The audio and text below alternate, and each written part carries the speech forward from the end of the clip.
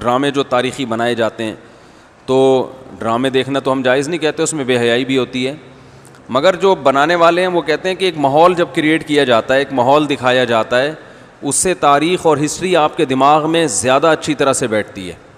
تو Tayyip Erdogan نے drama بنایا نا، ارطغرل بڑا مشہور ڈرامہ چل رہا ہے، بہت دنیا دیکھ رہی ہے، تو میں ڈراموں کو جائز نہیں کہتا، لیکن جو لوگ فلمیں دیکھ رہے ہیں پہلے سے بے حیائی کے کاموں میں پڑے ہوئے ہیں اور غلط چیزیں دیکھ رہے ہیں، تو ہم ان کو کم از کم یہ مشورہ دیتے ہیں کہ یار انڈین فلمیں دیکھنے سے بہتر ہے یا جو آج کل وہ ڈرامے جو ہمارے فیملی سسٹم کو تباہ و برباد کر رہے ہیں، جب تم نے دیکھنا ہی ہے تو کم از کم ایک کم درجے پر آ جاؤ نا، اس کو دیکھ لو، تو اس سے تو پھر بھی بہتر ہے کہ کم از کم تمہیں ہسٹری تو پتہ چلے گی، کم از کم تمہیں یہ تو پتہ چلے گا مسلمانوں کی تاریخ کیا تھی۔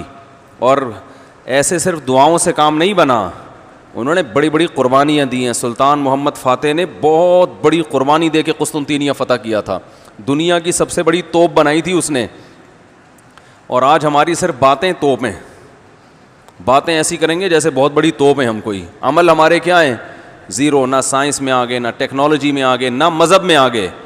وہ ٹیکنالوجی کی دنیا میں بہت آگے تھے، سائنس کی دنیا میں بہت آگے تھے۔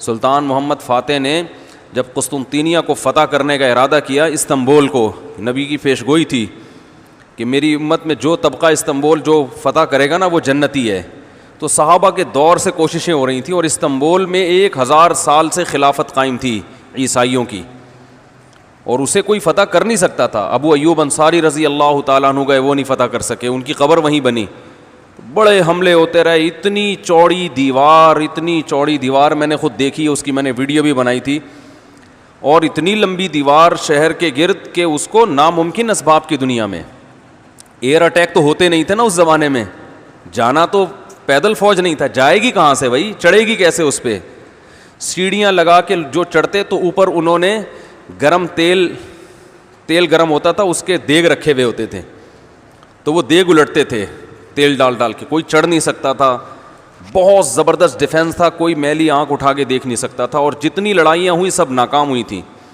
سلطان محمد فاتح نے کہا بھائی نبی نے خوشخبری دی ہے، ہم فتح کر کے چھوڑے گا۔ پھر وہ مشہور واقعہ ہے، اس نے کیا کیا کہ خشکی میں کشتیاں چلا دیں، سارے جانور راتوں رات ذبح کیے، ان کی چربی پگھلا کے پتھروں پہ بچھائی گئی ہے، اس پہ سمندری جہاز بٹھا کے، وہاں میں جب ترکی میں گیا ہوں تو اب دیکھو یہ چیز کتابوں میں بھی بتائی جا سکتی تھی نا، لیکن وہاں طیب اردگان نے کیا کیا ہے، میوزیم بنائے ہیں، ان میں یہ پورا منظر دکھایا جاتا ہے، خدا کی قسم ایسا ایمان بڑھتا ہے کہ چیخیں مارنے کا دل کرتا ہے، ایسی جو علماء بھی گئے ہیں نا، بنوری ٹاؤن کے ایک شیخ الحدیث گئے تھے، وہ کسی نے بتایا وہ رو رہے تھے چیخیں مار مار کے، جو جاتا ہے یہ منظر ہوتا ہے، وہ جب دکھاتے ہیں نا اپنی آنکھوں سے، بھائی کیا منظر، اور کیسے وہ کشتیوں کو راتوں رات خشکی پہ لے کے چلے ہیں، اور خشکی پہ لے جا کے پیچھے سمندر میں اتارا، اور سامنے سے بھی اٹیک اور پیچھے سے بھی اٹیک۔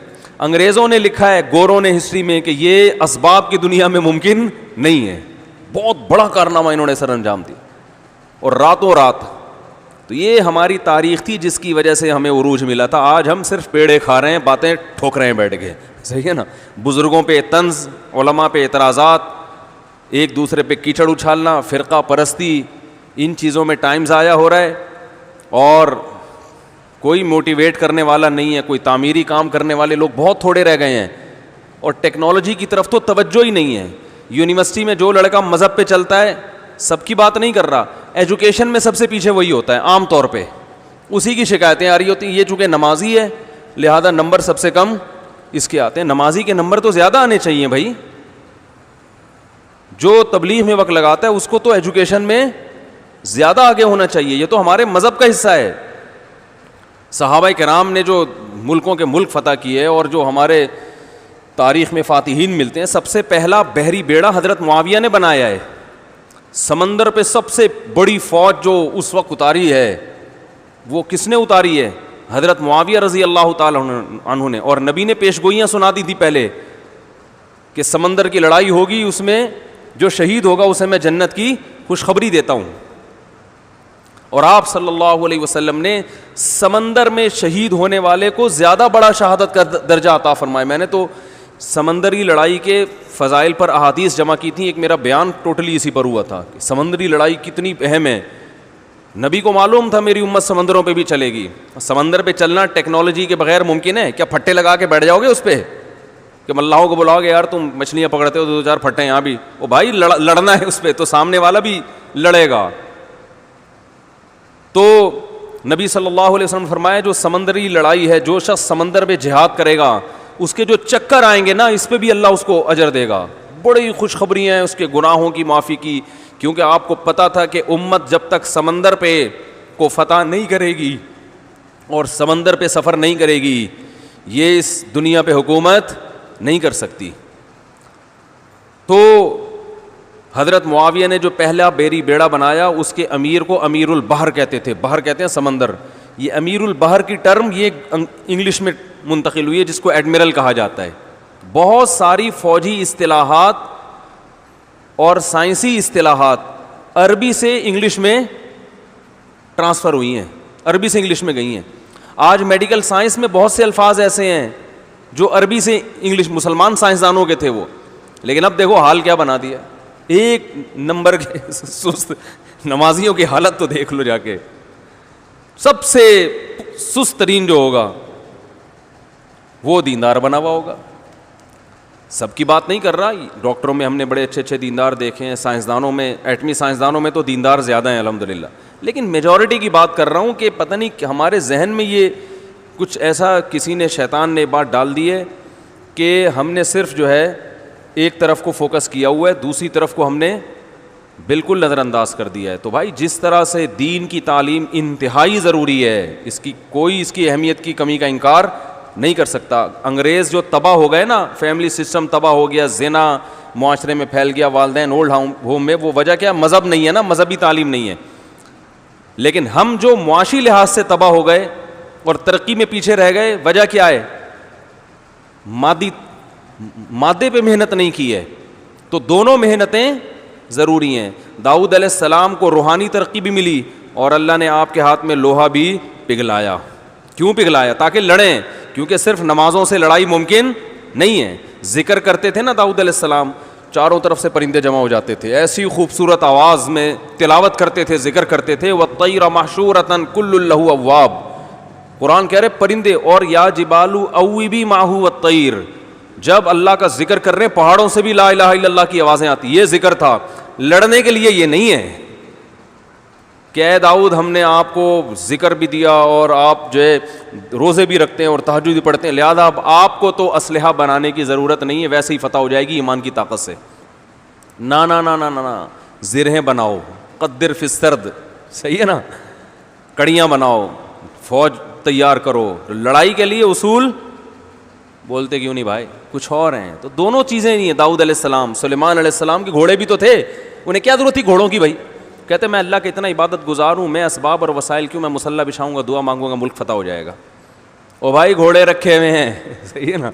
ان کو پیار کرتے تھے گھوڑوں کو, کیونکہ اس زمانے میں گھوڑا اور ٹینک برابر تھے, بلکہ ہوائی جہاز تھا گھوڑا اس زمانے میں. تو جنگیں گھوڑوں کے بغیر نہیں ہوتی تھی, گھوڑے تیار کیے ہوئے ہیں. تو لڑے ہیں وہ لوگ اور اسباب اور وسائل اختیار کیے ہیں. آج ہم پیڑے کھانے والی باتیں کرتے ہیں اور پیڑے کھا رہے ہیں بیٹھ کے, اور سمجھتے ہیں کہ بس یہ قرآن خوانیوں سے اور آیت کریمہ سے مسائل کیا ہو جائیں گے حل. تو یہ بھی ضروری ہے بھائی, وہ بھی ضروری ہے. تو میں بتا رہا تھا کہ وہ جو ڈرامے کی بات کر رہا تھا, تو ماحول بنانا پڑتا ہے نا.